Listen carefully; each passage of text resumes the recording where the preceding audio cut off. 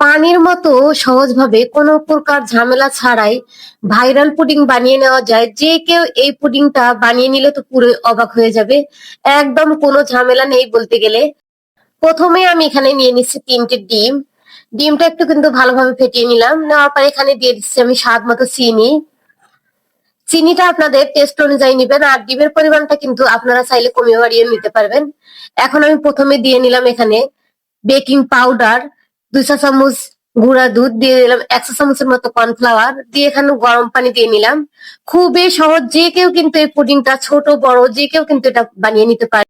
এখন দিয়ে নিলাম সামান্য ভ্যানিলা এসেন্স ডিমের সঙ্গে, যাতে ডিমের এক্সট্রা গন্ধটা না থাকে।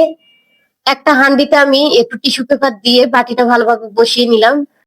এখন এটা আমি ঢাকনা দিয়ে কিন্তু ঢাকনার ছিদ্রটা আটকে দিব। আটকে দেওয়ার পরে 20 মিনিটেই কিন্তু এই পুডিংটা হয়ে যায় পানির ভাপে। যে কেউ এটা দেখবেন একবার বানিয়ে নিলে কোনো বলতে গেলে ঝামেলাই নেই এটা বানিয়ে নেওয়া। এখন আমি ক্যারামেল তৈরি করে নিব। দিয়ে দিলাম চিনি। চিনি দেওয়ার পরে কিন্তু আমি ক্যারামেলটি তৈরি করে নিলাম। ক্যারামেলটা তৈরি করার পরে এখানে আমি আবারও 1 কাপ পরিমাণে পানি দিয়েছি। দিয়ে কিন্তু আমি সিরামটা বানিয়ে নিলাম। এখন পুডিংটা নামিয়ে রাখার পরে কিন্তু আমি কিছুক্ষণ এটা বেশ ঠান্ডা করে নিয়েছি। ঠান্ডা করার পরে কিন্তু এই শিরাটা আমি এখন ঢেলে দিলাম, ক্যারামেলের শিরাটা। শিরাটা ঢেলে দেওয়ার পরে আমি চারিদিকে একটু ছড়িয়ে নিব বাটিটার।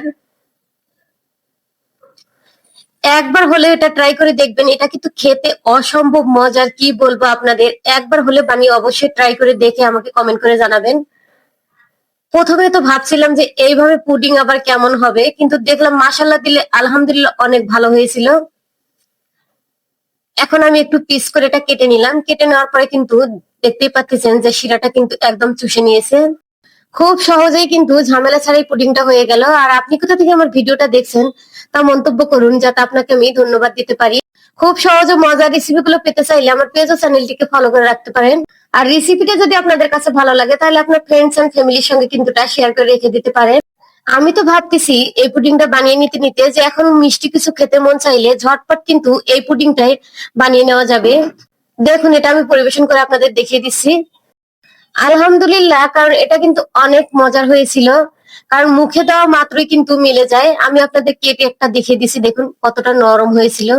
আমার বাসায় তো ছোট বড় সবাই এটা খাওয়ার পরে অনেক প্রশংসা করেছিল যে আলহামদুলিল্লাহ অনেক ভালো হয়েছিল। কারণ অনেক পুডিংই কিন্তু বানিয়ে খাওয়া হয়, কিন্তু অল্প সময়ে এই পুডিংটা বানিয়ে কিন্তু পুরো সবাই অবাক হয়ে গেছিল। এটা কিন্তু আপনি মেহমান বসিয়ে রেখেও কিন্তু ঝটপট তৈরি করে নিতে পারবেন। সবাই ভালো থাকবেন, সুস্থ থাকবেন। আজকের মতো এ পর্যন্তই। আল্লাহ হাফেজ।